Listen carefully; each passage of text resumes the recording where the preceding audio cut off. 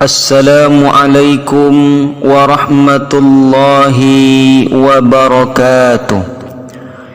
Innal hamdalillah nahmaduhu wa nasta'inuhu wa nastaghfiruh wa na'udzu billahi min shururi anfusina wa min sayyiati a'malina.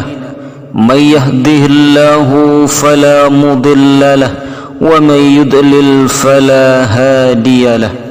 أشهد أن لا إله إلا الله وحده لا شريك له وأشهد أن محمدا عبده ورسوله لا نبي بعده.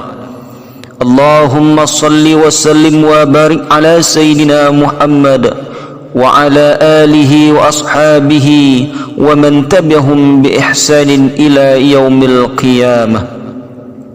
أما بعد فيا عباد الله أوصيكم ونفسي بالتقوى الله وطاعته لعلكم تفلحون.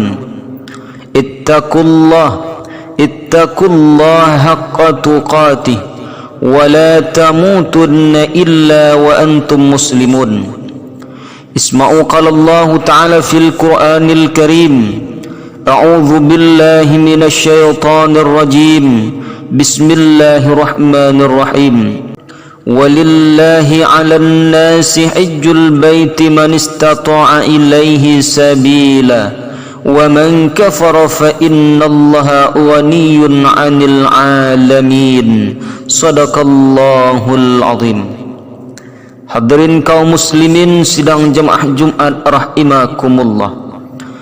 Bersyukur kita kepada Allah dengan mengucapkan Alhamdulillahi Rabbil Alamin. Bersalawat kita kepada Nabi Muhammad. Allahumma salli ala Sayyidina Muhammad wa ala ali Sayyidina Muhammad.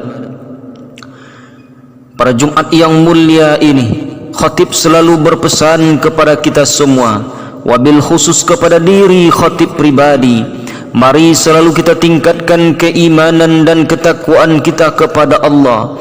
Karena dengan keimanan dan ketakwaan kita akan mendapatkan kemuliaan, kita akan mendapatkan keberkahan, dan kita akan diberikan oleh Allah Subhanahu wa taala bahagia dunia, insyaallah bahagia juga di akhirat kelak. Amin ya rabbal alamin.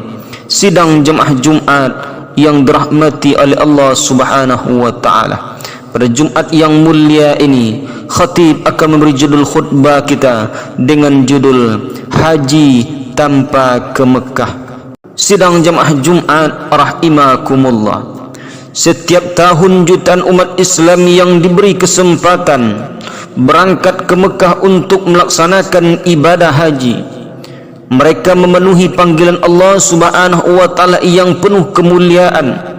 Mereka menjadi tamu Allah Subhanahu wa taala. Semangat ini sejalan dengan Al-Quran surah Ali Imran ayat 97. Apa kata Allah Subhanahu wa taala? Sebagaimana khatib bacakan di rukun khutbah tadi, Al-Quran surah Ali Imran ayat 97. A'udzu billahi minasyaitonir rajim. Bismillahirrahmanirrahim. Walillahi 'alan nasi hajjul baiti man istata'a ilaihi sabila wa man kafara fa innallaha ghaniyyun 'anil 'alamin. Di antara kewajiban manusia terhadap Allah adalah melaksanakan ibadah haji ke Baitullah, yaitu bagi orang yang mampu mengadakan perjalanan ke sana. Siapa yang mengingkari kewajiban haji, maka sesungguhnya Allah Maha Kaya, tidak memerlukan sesuatu pun dari seluruh alam. Al-Quran surah Ali Imran ayat 97. Hadirin kaum muslimin rahimakumullah.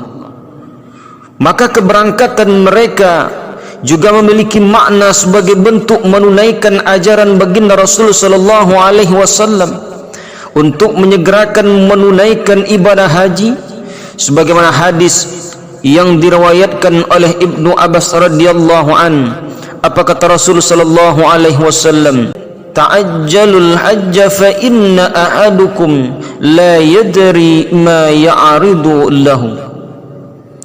hendaklah kalian bersegera mengerjakan haji, karena sesungguhnya seseorang tak pernah tahu halangan yang akan merintanginya. Hadis riwayat Ahmad. Hadirin kaum muslimin rahimakumullah. Maka berhaji bukanlah sekedar kewajiban, melainkan sebuah anugerah yang luar biasa yang diberikan oleh Allah Subhanahu wa taala. Setiap tahun jutaan muslim dari seluruh dunia berkumpul dengan pakaian ihram yang sama, bersatu dalam doa dan penghambaan kepada Allah Subhanahu wa taala. Tapi pernahkah kita melihat haji dari sudut pandang yang berbeda? Bisakah kita merasakan maknanya meski tanpa menjejakkan kaki di kota suci Mekah? Hadirin kaum muslimin rahimakumullah. Tentu saja setiap muslim ingin mengunjungi Baitullah, berdiri di depan Ka'bah, melakukan tawaf, sa'i, wukuf di Arafah dan melempar jumrah di Mina. Semua itu impian besar, namun lebih dari sekedar perjalanan fisik, ibadah haji adalah panggilan dari Allah Subhanahu wa taala bagi mereka yang mampu, baik secara fisik, materi maupun mental. Dan yang paling penting, ibadah haji bukan hanya tentang ritual, ia adalah perjalanan hati dan jiwa, sebuah proses transformasi diri.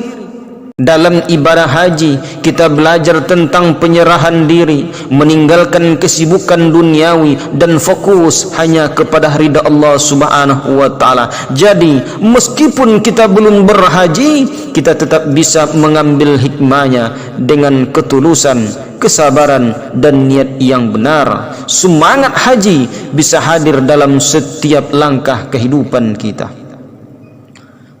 Jemaah sidang jemaah Jumat yang dimuliakan oleh Allah Subhanahu wa taala, saat berhaji setiap jamaah mengenakan pakaian ihram, bukan sekadar berganti pakaian dari pakaian yang biasa sehari-hari kita pakai diganti dengan pakaian yang serba putih. Bukan hanya sekadar itu, akan tetapi sebuah simbol kesederhanaan, kesetaraan dan kerendahan hati. Tidak ada perbedaan kasta, jabatan atau status sosial, semua sama di hadapan Allah Subhanahu wa taala. Bisakah kita membawa makna ini ke dalam kehidupan sehari-hari, menjauhi kesombongan dan hidup lebih sederhana? Kesombongan disebutkan oleh Imam Al-Ghazali sebagai penyakit hati yang sangat dibenci oleh Allah Subhanahu wa taala.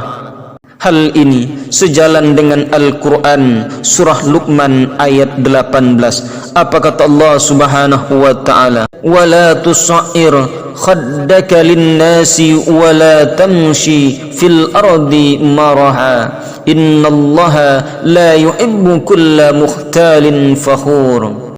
Apa kata Allah Subhanahu wa ta'ala? Janganlah memalingkan wajahmu dari manusia karena sombong, dan janganlah berjalan di muka bumi ini dengan angkuh.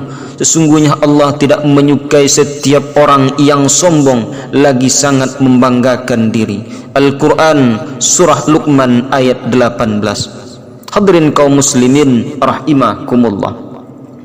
Selain itu, jemaah haji melakukan tawaf mengelilingi Ka'bah yang melambangkan ketauhidan, keyakinan bahwa hanya Allah Subhanahu wa taala satu-satunya tujuan dalam kehidupan kita. Bayangkan jika kita juga bisa berputar di sekeliling kebaikan, sibukkan diri dengan amal soleh, bantu sesama manusia, jalin silaturahim dan sebarkan kebaikan dimanapun kita berada.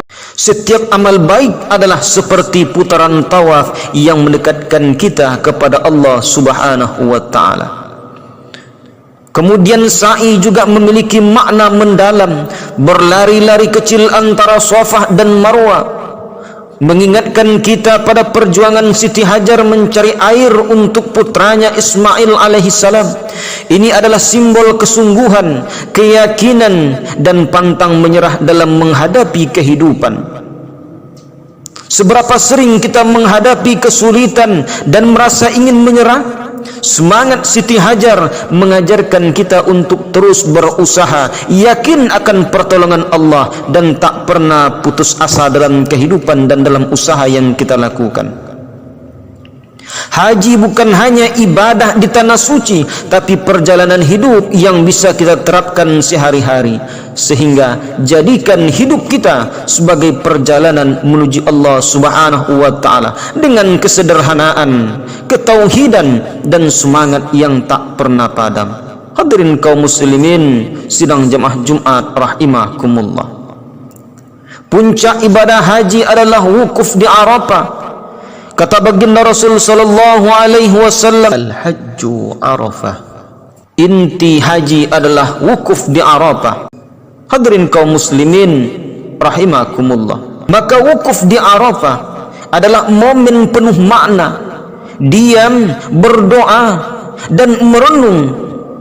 Ini saatnya kita mengakui kesalahan, memohon ampun kepada Allah Subhanahu wa ta'ala dan mendekatkan diri kepada Allah. Bayangkan jutaan manusia yang berada di Arafah, merendahkan diri, merendahkan hati, memohon ampun kepada Allah dan berharap rahmat Allah Subhanahu wa ta'ala. Tapi kita tak perlu menunggu Arafah untuk berwukuf.